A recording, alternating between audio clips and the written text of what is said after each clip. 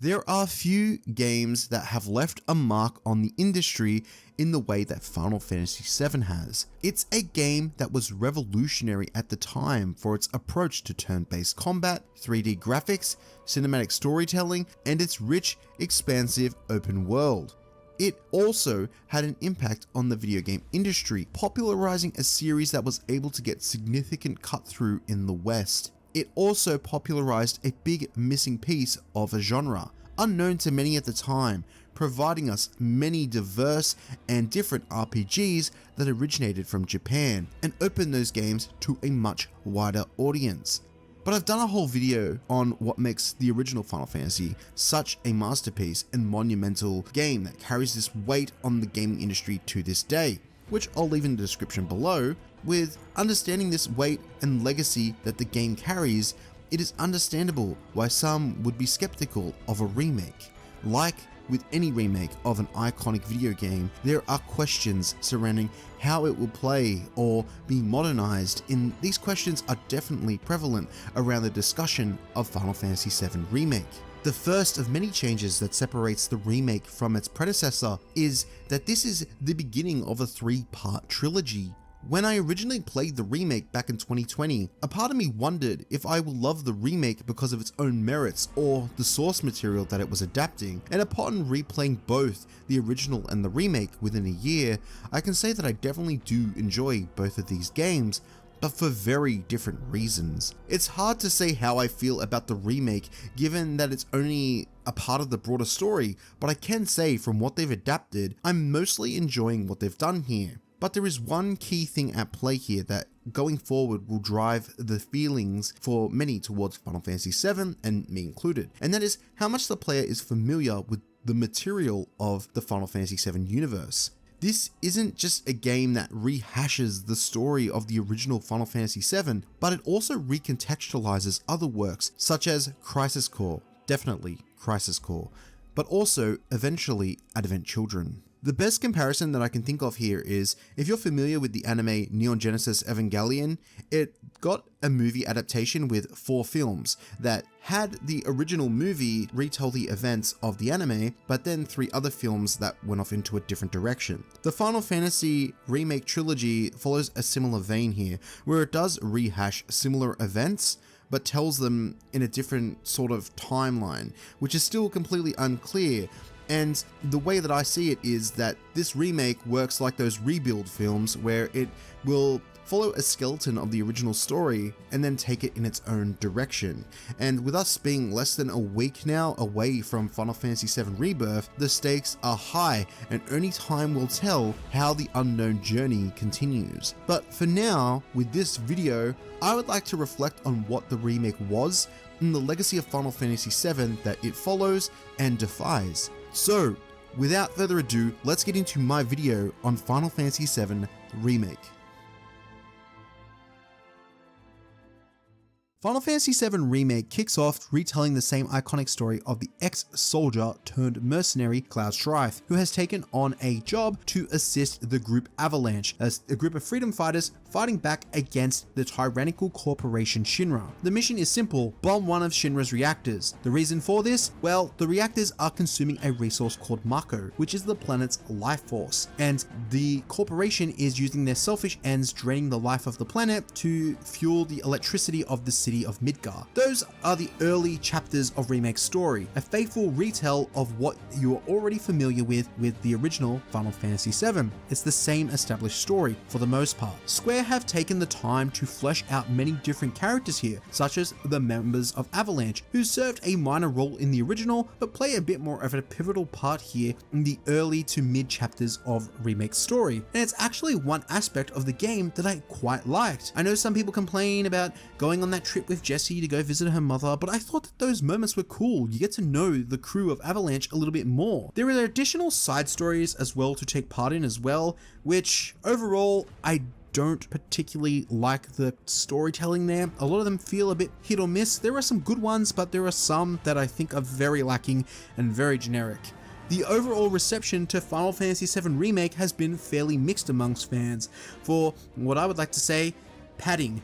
We all know it's there and we all know it exists. There are some areas of padding, like conversation with core characters that flesh out things in this world, that I think over time could pay off in the broader context of the story. There are others that I think are just very inconsequential and try to stretch this game out just so it can hit a 30-hour mark. Not good. But overall, as much as the original is fantastic, I think the remake here does shine in its own way, and I know that a lot of people would like a modern approach and a modern version of the game they played back in '97, but I do respect the ideas that they're going for here with Remake's story, and whilst it does honor the source material of the original, it only really does up until a certain point before it deviates into its own ideas of reinvention and continuation. Because that's the thing with Final Fantasy VII Remake. Whilst it does feel like a more fleshed out extension of the Midgar story that kicks off the original game, it does begin to throw its own variables and threads that, towards the later half of the game, take this story into a whole new direction that diverges the course of fate and the game into what we now know as the unknown journey. So this leads me into big points that I want to get into with this video in the narrative lens and story parts of Final Fantasy VII Remake. So first and foremost, Final Fantasy VII Remake is a remake. It also isn't. In many ways, to me, Final Fantasy VII Remake serves to work as a sequel to the original Final Fantasy VII more than a remake that directly adapts the source material. So let me explain. I've mentioned earlier in the video that the Final Fantasy VII Re-trilogy serves to be a connector between the original game and the additional material, such as Advent Children, Crisis Core, and all the other stuff. And the conclusion of Remake serves as an inflection point between the old original game and the new journey that the characters are embarking on, and the future inclusion and acknowledgement of all of this additional material. Don't get me wrong, as someone who loves jumping into the universe of Final Fantasy VII, and for someone new to this universe, jumping into it for the first time, Remake will be completely understandable, but it does call back to and play with the source material in a way that, having played the original first, gives Remake a much more holistic experience, as there are some visions or references to events that newcomers would otherwise be unfamiliar with, at least in the point of time where Remake takes place. It's something to be mindful of, because going forward into this trilogy, based on what is set up in Remake, a lot of the trilogy's future will be weaving into the original game and spin-off titles and playing with the concept of fate. What happened, what's destined to happen, and what will be defied. So having not played the original, well, you don't know what destiny is being defied. You're walking only one path instead of knowing the predefined path, which is the original, and the fate that is being broken with the remake. If there is one thing in Final Fantasy VII Remake that I'm not particularly fond of, it is how they handled the character Sephiroth. He appears much earlier in the game and has much more screen time in the game than he ever did in the original, at least in the Midgar segments of the game. He was not present, for those who haven't played the original, at all in the Midgar segments. You only saw the wreckage of what Sephiroth had done up until the 8-hour mark in the original. He was nowhere to be seen. And as a newcomer, you would be confused seeing Sephiroth the first few times. You're like, who is this ominous character and what's his goals? And as someone who's played the original, I'm sitting there going, why the hell is Sephiroth here? And by the end of the game, you still aren't fully sure what his endgame is. And whilst I understand this is a trilogy, it still doesn't feel earned, and it feels weird seeing this character, because what I feel makes Sephiroth so menacing in the original game is that lack of screen time, because you hear about him, the legend that he was, how powerful he is, the amount of wreckage that he causes amongst the journey as he's one step ahead of you. From seeing the Shinra building covered in blood, the CEO stabbed through the chest with his iconic sword, or seeing a big beast slain so effortlessly by him. It is just insane the amount of damage and wreckage that he causes. He marks himself as a formidable adversary without even needing to be on screen. But here in Remake, he just takes up all the time on screen and he doesn't have that same energy. And look, it just feels jarring to me, and this is something that I feel could change with time, but this is one aspect of Remake that still just doesn't sit quite right with me. And the other thing that I think with Remake's story that, especially on a second playthrough, really hit differently and I wasn't particularly the most fond of, was these little unnecessary detours and padding to just flesh out the story. It was nice to get moments with characters like Tifa and Aerith and get to spend more time talking to them and having those interactions with characters, but it made overall what felt like a 15 to 20 hour game feel unnecessarily stretched to a 30-hour game just cause.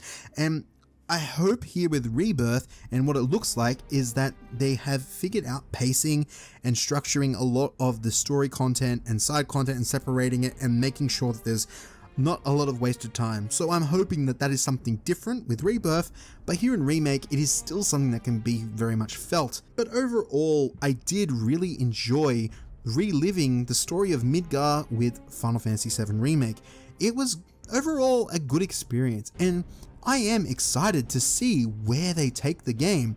When I played it in 2020, I was like, man, this is fantastic. When I replayed it now in 2024, I was like, that was pretty good. I still enjoyed most aspects of it. There were moments that did just weigh on me a little bit, especially Sephiroth's presence, but more so the little teetering moments there that felt like they were very slow and would drag. Overall, I think this is really good, and I'm looking forward to seeing how we look at Remake when all three pieces are laid out, especially its story, because the original Midgar segments of Final Fantasy VII were very linear and were very much like to the point with these types of story beats. So I'm hoping with time we can look back on this more fondly, but as for right now, it is good, but not without its faults. And that brings me to now the next component, which I think is held up tremendously well, and that is the combat for Final Fantasy VII Remake.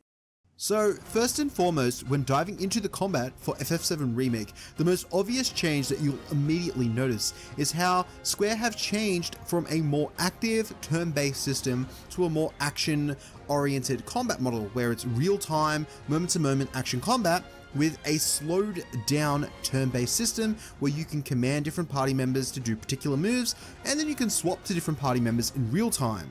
This is greatly different from the original game, but still in its essence preserves those foundations and turn-based roots from the original, whilst holding a more agile adaptation to the combat and modernizing it in a way that feels fresh to a modern audience. It gives way to combat to making it feel like a midway point between a modernized action game whilst still preserving the traditional roots of the active time turn-based system, providing action and strategy and precision, particularly in the boss fights, in quite a way that I feel Square hasn't been able to top since Final Fantasy VII Remake. It's a perfect blend of combat that works incredibly well here, and it makes for not only exciting combat encounters and strategy as the player, but a more unique and versatile boss fights and mechanics that you can build on and evolve from the bosses that we know and love in the original game. The combat also introduces some returning mechanics from newer Final Fantasy games, with a stagger system that feels really familiar for anyone who's played Final Fantasy XIII. That of course is the staggering system, which feels right at home here in Final Fantasy VII Remake, and it feels like it has been tweaked to work in conjunction with the more action-oriented combat. And I think that the way that they've handled the system fits so well into the flow of combat, making things feel more seamless and really juggling the idea of defensive and aggressive play. Throughout combat, you'll see an orange meter slowly growing underneath a particular enemy, and when exploiting an enemy's weakness, you'll throw them into a state called a pressured state. What this pressured state means is it allows for the player to play more aggressively, meaning that you'll have good opportunities to raise that stagger bar at a faster rate. Then, once that stagger bar has been filled, they will enter a state called staggered, which allows you to knock down the enemy and deal heavy amounts of damage. There will be a percentage meter as well, meaning when you execute particular moves, you'll be able to raise that percentage, dealing heavier, more critical amounts of damage for the duration that enemy is staggered, meaning you could unload particular abilities and deal more damage. It is important to just think about the different ways and moves that you have available to you with your different characters and how you can optimize and output the most damage in the quickest amount of time when the enemy is staggered. It really does have this engaging rhythm to it where you feel like you are playing a back and forth, trying to pressure, stagger, and knock an enemy down, and use the strategy of a turn-based game with the action of a, well, action game. And it does feel like it oddly works incredibly well here. But where it shines the brightest, I feel, is in one area that is really important, and that is the boss encounters, which here in FF7 Remake all feel like they have been cleverly crafted to meet the finer details of the boss's designs with respects to mechanics and abilities that they held in the original. And they also serve a new twist that can better blend and challenge the player within the framework of this new combat system. What you are left with are some encounters that do encourage the player to understand many of the underlying gameplay systems and come prepared for a particular encounter. And we'll get into the gameplay systems in a moment, but they really do make you want to and need to understand many of the underlying gameplay mechanics, systems, and all the tools you have at your disposal. There are a few minor issues here whilst I'm talking about the combat that I'd like to discuss. None of these are major, but there are a few things that I noticed particularly on my second playthrough, and that is the camera and how it follows / doesn't follow the player and can really obscure particular enemies and have them out of your field of vision at times, and it can be a little bit frustrating, especially aerial enemies. And speaking of aerial enemies, the lack of moves to help deal or even block enemy attacks when in the air can feel a little awkward at times, and having played the demo for Rebirth and seeing some of the coverage around this, it seems like something they've addressed in the sequel, but it's something that can feel very like a pain point at times when dealing with those particular enemies. I get you have characters like Barrett who are ranged attackers, but it would be nice if these characters who do have the ability to fly up in the air did have a bit more kit and abilities whilst in the air. Though I don't think none of these things hindered my experience greatly, and I feel like the combat experience for Final Fantasy VII Remake was stellar, and it is like the optimal balance of its turn-based foundations blended with a more modern action RPG element that Square has been trying to balance going forward with this series. The boss encounters all feel meticulous in how they are crafted and re-envisioned from their original's counterpart, and provide a fresh new outlook and perspective on such an iconic game. The exploration in the remake is fairly linear, and whilst it isn't a corridor simulator that may throw back some Final Fantasy XIII flashbacks for some, to me Final Fantasy VII Remake's exploration is mostly as restrictive, with a handful of chapters allowing you to explore a particular area and complete a few side quests that are available for the duration of said chapter. The overall structure of Midgar's exploration feels much like a bunch of corridors or paths, with a few open areas with enemies scattered in between to pad out things, and it only becomes more noticeable over time. Whilst I love the feeling of running through Midgar and seeing it brought to life in this way, I couldn't help but feel like the various areas such as the Sector 6 slums, War Market, and Sector 5 were nothing more than mini hubs with void nothingness to fill in the space between. The next aspect of FF7 Remake that I feel is the Achilles heel of its exploration is its side quests. I have mixed feelings towards these quests, as there are a handful like exploring the Wall Street with Johnny or spending time with Tifa in Sector 6, which are a genuine nice touch. But then there are these other quests where you're finding lost cats or killing rats, and it feels like it's a pointless, busy work to just pad out that particular chapter. And I get the appeal for some people, like just having the chance and opportunity to explore this world as thoroughly as possible is something that they don't care whether they're looking for cats or whatever. But for me, I felt like there is much more here that they could have explored, especially with the struggles that are currently occupying the city of Midgar. And it feels like the side quests here did little to really expand upon many of those sub-threads and plots of the struggles of people living on the lower plate. It's hard to think or imagine a different approach that could have been taken with this aspect of the game, but I can't help but feel that much of the city rich with substance, struggle, and conflict, such as Midgar, doesn't have much more compelling side stories to really explore than a rat problem. I've been thinking this over recently because I thought back to Final Fantasy XVI, a game which I played back when it released last year. Whilst I enjoyed many aspects of Final Fantasy XVI's main story and combat, its side content really did ring hollow for majority of its quests, with one or two that really left a lasting impression on me. And unfortunately, Final Fantasy VII in this department follows suit here in Remake. But not entirely. Where I feel Final Fantasy VII Remake differentiates itself and in many ways redeems itself from what plagued FF16 is through the side activities that present themselves throughout the experience. This could be the Battle Coliseum, doing squats with your gym bros, or doing the various VR missions to unlock new summons and materia. And of course there's a bunch of humorous minigames that are weaved between the story components too. Whilst it is far from perfect here in Remake, it does feel like the team do a good job and have a good handle on how to handle these activities with exploration that are thrown into the world of Gaia. And I'm hoping to see them double down on this formula and provide a world that feels realized in Final Fantasy VII Rebirth. But here in Remake, it really just feels like we get a slice of what could be. And it in some parts feels great, and in other parts a bit of a missed opportunity, where the side quests feel like they do weigh the game down. It feels like these activities really do compensate for a lot of that.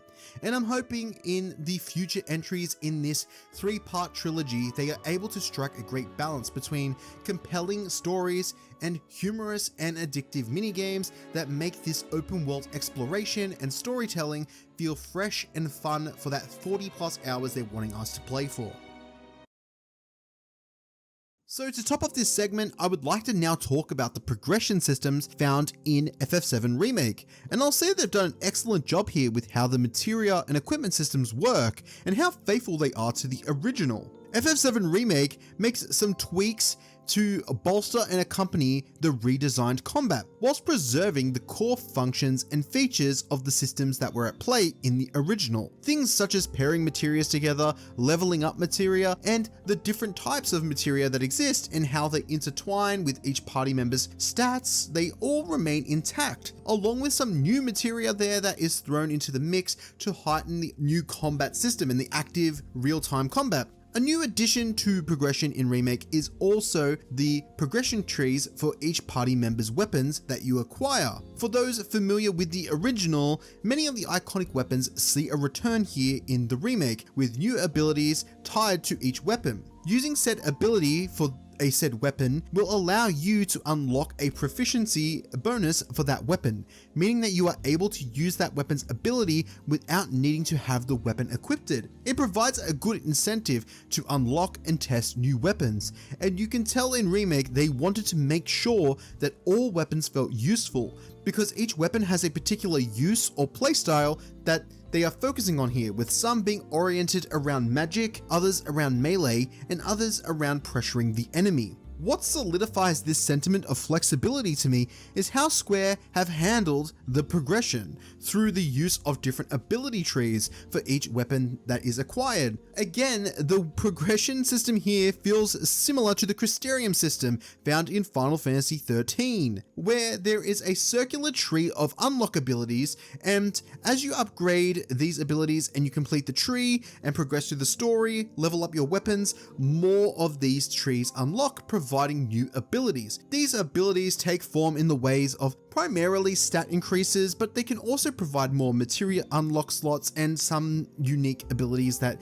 make the weapon feel useful for different situations, feeding more into that situational approach with different weapons. The abilities themselves also do vary too with each of these weapons. So to bring that gameplay segment to a close, I would like to say that the combat system here and all the supporting gameplay and progression systems all lock into place in a way that feels meaningful and satisfying. Final Fantasy VII Remake's combat and progression provide a fantastic blueprint for how you can adapt the Final Fantasy formula that doesn't feel estranged from its RPG roots, whilst serving up some refreshing gameplay with moment-to-moment engaging combat and more flexible approaches to building and tailing your party members, and also still sustaining that ability to freeze in time and select your abilities, strategize and use different magic abilities in the forms of materia, tailor and mix and match how you approach combat and how you assemble your party. All the foundations are still in play here, but it works in a way that feels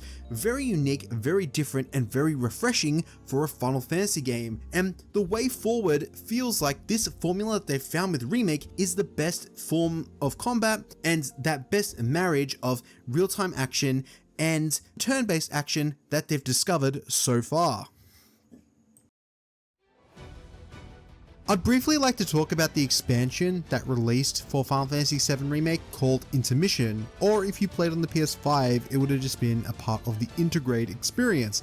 It follows one of the optional characters in the original game, Yuffie. But here it places her as a more pivotal role. Yuffie's story is a bite-sized story that is engaging and runs for about 4 hours to complete, and it leads into the events of Final Fantasy VII Rebirth and where that game will pick up from, but also runs in tandem with the events of the Sector 5 mission and the events that play out shortly after that. Yuffie and her companion Sonon, who have been sent on a mission from Wutai, are sent to infiltrate the Shinra headquarters in search of powerful materia. You'll get acquainted with these characters and also get a little bit more time in the world of Midgar, and there's a ton of new activities here, particularly minigames that are interesting, especially the reimagined RTS minigame for Fort Condor that was found in the original. They've found a way to make this a board game here and have little collectible soldiers that you can use to battle different opponents that you find in the open world. It's a nice detour and it's fun to have in this little experience, and if this is just a glimpse into what they're offering in Rebirth, then I would be really happy and really excited for what comes next. The Intermission expansion's big showstopper, the big thing that makes me excited, and particularly for where they go with Rebirth, is the introduction and inclusion of synergy attacks. This is absolutely excellent, and what they've done here is phenomenal. It takes what is already a fantastic blueprint for combat and further revitalizes and invigorates it in a way that I didn't know I needed. It provides attacks that can be chained together between two different characters, synergizing them, and they can combo two of their abilities and perform this unique attack that individually would do a particular amount of damage, but together can be devastating. It also provides a cool level of visual flair as well, and it is just incredible, and it makes the gameplay just feel like it has another level of dimension. Overall, I feel like this expansion is a great addition, and I feel like it fleshes out one of the characters who didn't really get enough screen time in the original, I feel like. Besides their own little independent side story that is skippable and them being skippable, I do feel like Yuffie getting her own little time in the spotlight here, it's nice, and I'm really interested to see how much more they focus on her and many of the other characters going forward into Rebirth.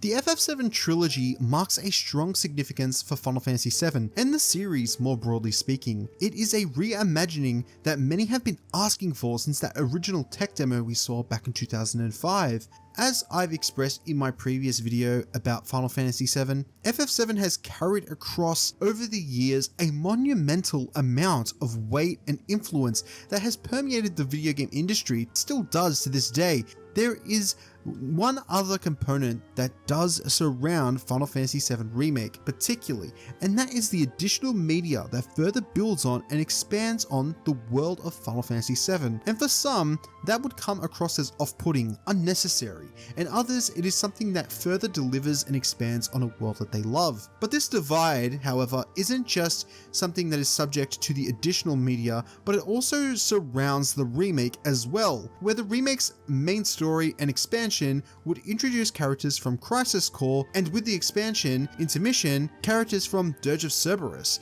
It doesn't hold back and just stick to the original, but introduces all of the additional media. And this inclusion to evolve the series and choose this particular parts that they want to reinvent and reimagine here in Remake, and the events that they do alter, is where this divide comes into play. But the core premise that the Remake trilogy is built around is defying the fate that is the original game, meaning that the story going forward has the potential to retell, recreate, and reimagine an experience that we all know and love in a whole new way. And we may end up loving the game more for that if they are able to pull this off. But this re-trilogy is also an attempt at tying in all that external media that I've just mentioned into the main game here, and kind of making it all canon, making it all fit within the remake's context, and not making it an additional piece of content, but more as core as the remake experience itself. The reason that I believe they are doing this is that they will probably want to continue to expand on or potentially remake the spin-offs and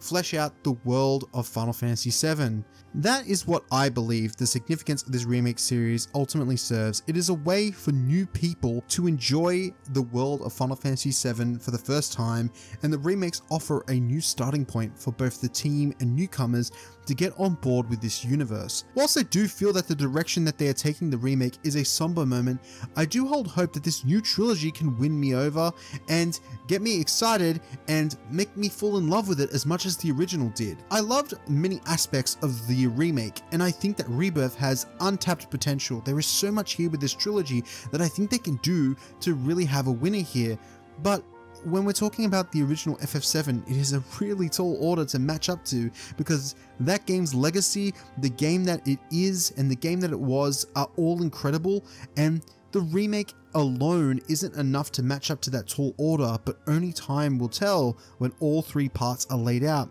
just how Square were able to put this together, pull it off, and if they did pull it off. And I think now, with more reflection, the Final Fantasy VII Remake is an opportunity to retell a masterpiece differently. So to tie everything together with the Final Fantasy VII Remake, it is a blueprint in a lot of ways to me.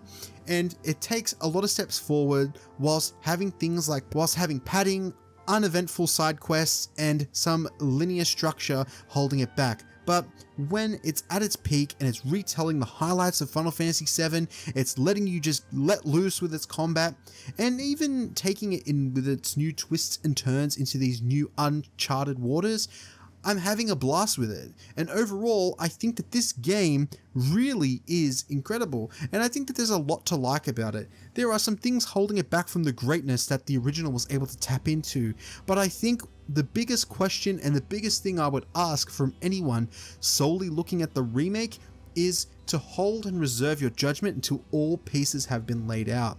Assessing this on its own, it is a great game within its own merits, but it has definitely got its flaws.